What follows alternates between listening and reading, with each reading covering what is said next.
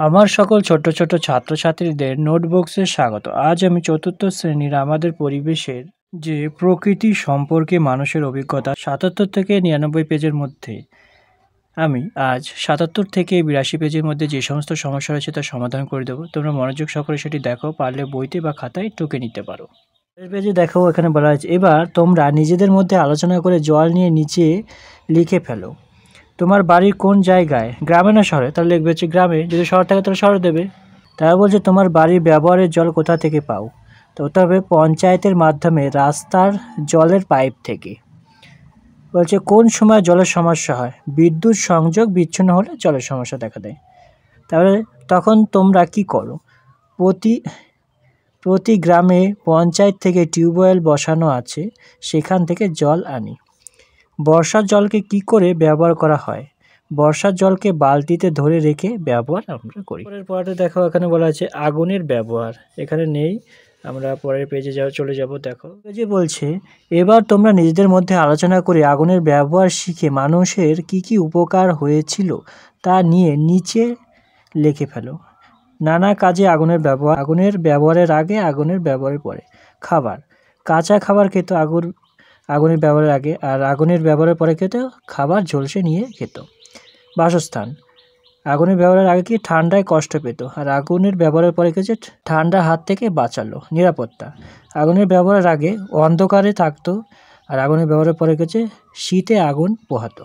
প্রতিদিনের কাজ, আগুনের ব্যবহারের আগে কোনো ব্যবহার ছিল না, আর আগুনের ব্যবহারের পরে কী হয়েছিল? আগুনের ব্যবহারের ফলে অনেক কিছু শক্ত হয় যা গলে যায়। অর্থাৎ ধরো কাঁচা মাংস যখন খেতে তো শক্ত হতো, সেটাকে যখন আগুনে পোড়ানো হতো তাহলে সেটা একটু নরম হতো, তাই এখানে গলে যাওয়ার কথাটাই বলা হয়েছে। তারপরে বলছে এবার আলোচনা করে এমন 5টি গাছের নাম বলো যাদের ডাল খুব শক্ত। তাহলে শাল গাছের, তারপর সেগুন, পেয়ারা, পাইন, মেহগুনি, এদের গাছের ডালগুলো কি হয়? প্রচণ্ড শক্ত হয়। তো তারপরের পেজে চলে এসেছি। এখানে বলা হয়েছে যে এবার তোমার বন্ধুদের, শিক্ষক শিক্ষিকার সঙ্গে আলোচনা করে নিচের কাজটি করো। গাছের নাম মানুষের জীবনে কি কি কাজে লাগে? ধান গাছ থেকে পাই চাল, খড়, আর চাল থেকে ভাত, মুড়ি, খই পাই। বাঁশ, ঘর বাড়ি বানাতে বাঁশ ব্যবহার করা হয়। পাট থেকে থলে, সুতলি, চট, কার্পেট পাই। তুলসী, পুজোয় লাগে, সর্দি কাশির ক্ষেত্রে তুলসী পাতা উপকারী। নারকেলের ছোবা থেকে দড়ি, শলা তৈরি হয়।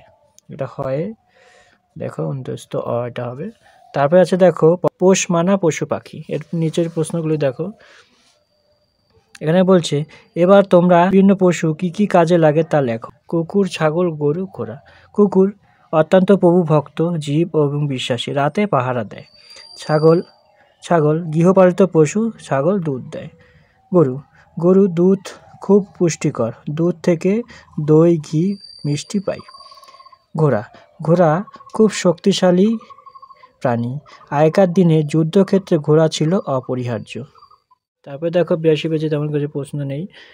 তো আমার সকল ছোট ছোট ছাত্রছাত্রীদের যে চতুর্থ শ্রেণীর আমাদের পরিবেশের ৭৭ থেকে ৮২ পেজের মধ্যে যে সমস্ত সমস্যা ছিল তার সমাধান করে দিলাম। কেমন লাগলো অবশ্যই কমেন্ট বক্সে কমেন্ট করো।